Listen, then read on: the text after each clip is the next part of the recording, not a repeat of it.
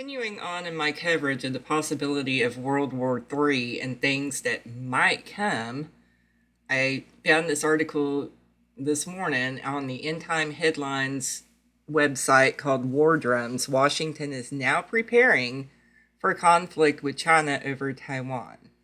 And I will put a link to this article in the description box below, and this was posted yesterday afternoon. It states concerns over a Chinese invasion of Taiwan continue to mount, with Beijing now suspected of involvement in damaging some of the island nation's undersea internet cables this week in another show of deliberate harassment.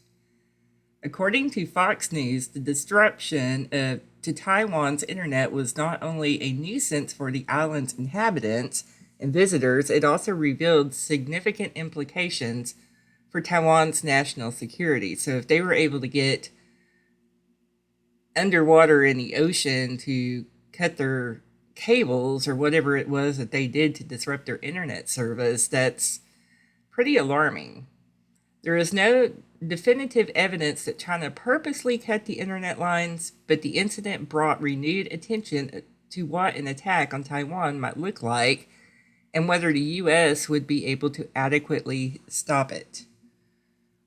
U.S. war games involving a Chinese takeover of Taiwan generally involve a large-scale amphibious attack that would attempt to quickly and efficiently take the island and its international allies by surprise. President Biden has said he will send troops to counter a Chinese land invasion, which would likely prompt responses from other regional U.S. allies and could make this form of assault costly and deadly for all parties involved. It would literally be World War III. But it has also prompted questions over whether the U.S. is capable of engaging with China in a traditional kinetic attack like the ongoing war in Ukraine. I mean, we only have so many resources. We're funding the Ukraine war, which we're pretty much fighting Russia through Ukraine, and we get into an altercation with China. I mean, our resources are already stretching thin when you think about all the money that we're already pouring into the Ukraine war. And China's not pouring anything. I mean, they're helping Russia kind of behind the scenes, but they're not putting the money and resources into helping them that we are into helping the Ukraine. So right now, I think that they probably trump us as far as equipment and resources and manpower goes. China does have a military advantage, retired General Jack Keane, a Fox News senior strategic analyst, said. They have more ships, more airplanes, more offensive and defensive missiles than the United States has. And in my previous videos, we talk about China upping their defense budget by millions and billions of dollars. And when China wants something, like they want Taiwan, they're gonna go in and try to take it.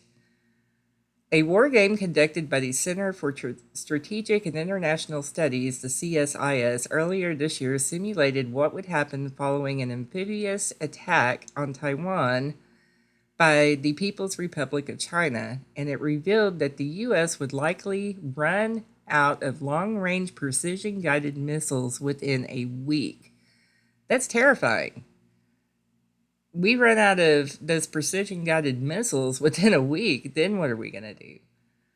The only advantage militarily that we have are our nuclear submarines, Keane said, pointing out that even with that advantage, the U.S. still needed more of these specialized subs. But Keane argued this form of warfare was unlikely to be how China actually would carry out an assault, which Chinese President Xi Jinping is said to have slated for 2027, according to U.S. defense officials. A more likely scenario would be a quarantine or blockade of Taiwan, where China would attempt to control the airspace as well as the sea lines and gain control of it without firing a shot, the retired four-star general said. China regularly has harassed and intimidated Taiwan by sending warplanes and naval ships off the island, which one commander of the U.S. Pacific Air Forces said this week will play a key role in stopping China if it was to launch a kinetic attack against Taiwan. So it looks like things are kind of ramping up, folks. It looks like, I mean, China wants Taiwan. They wanted Taiwan for a long time. And we are allies with Taiwan. And I'm not sure if they're a part of NATO or not. But if we get involved, then our NATO partners are going to get involved. And this is going to be a full scale war.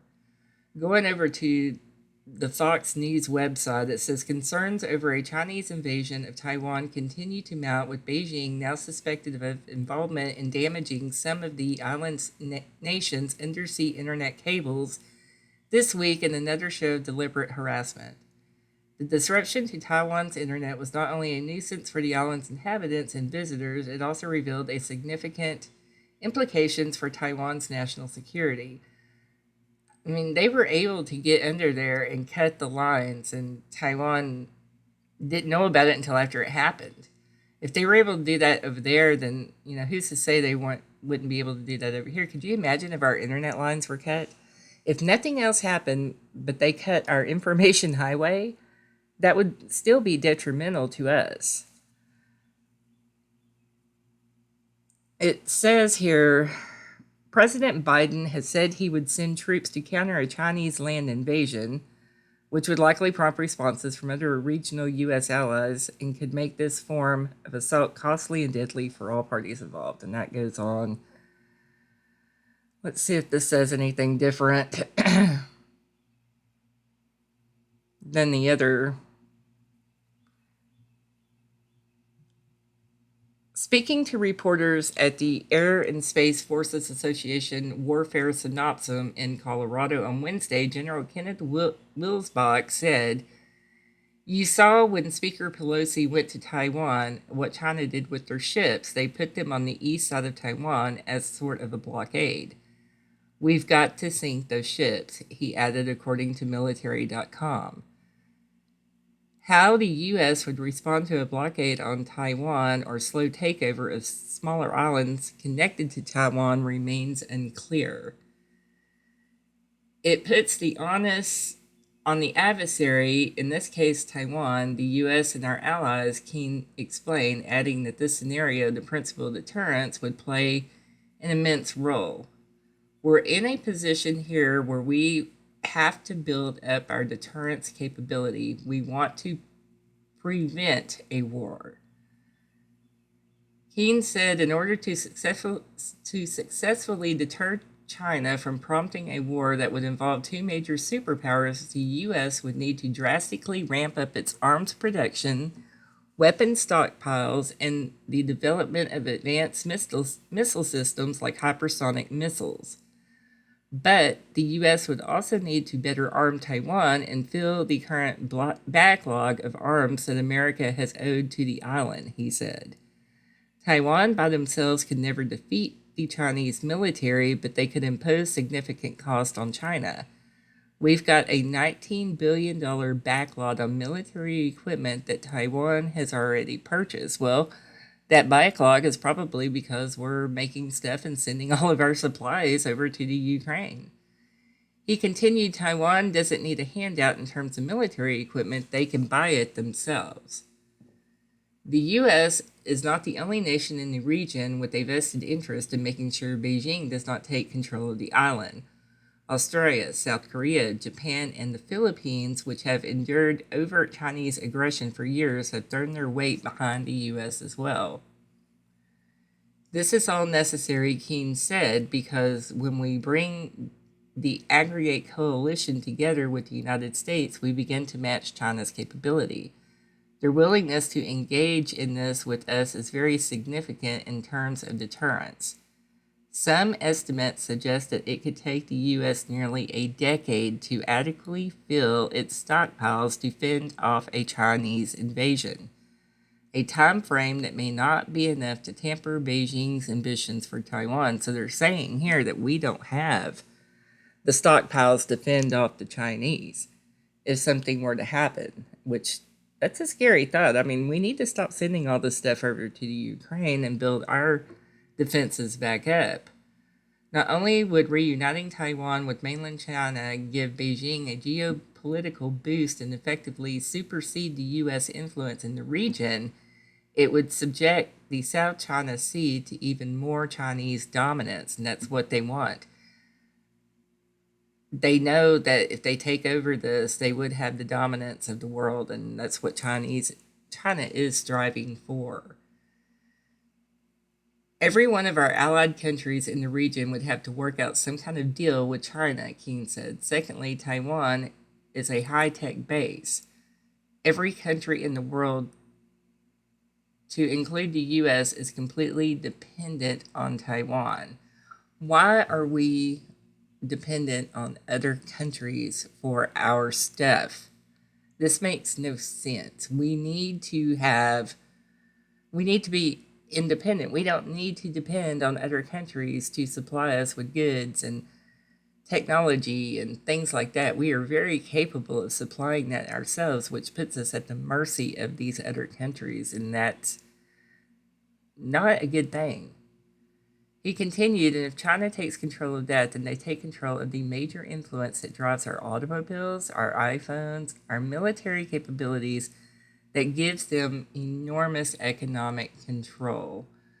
So we're already slaves to China, but if this happens, it's going to be even worse than what it is right now. And China would be the superpower of the world. And again, I'm going to say it. I think Washington is in bed with China. I think China actually owns our politicians, and things are starting to get a little bit scary. Keep your eyes open, and until next time, y'all have a good day.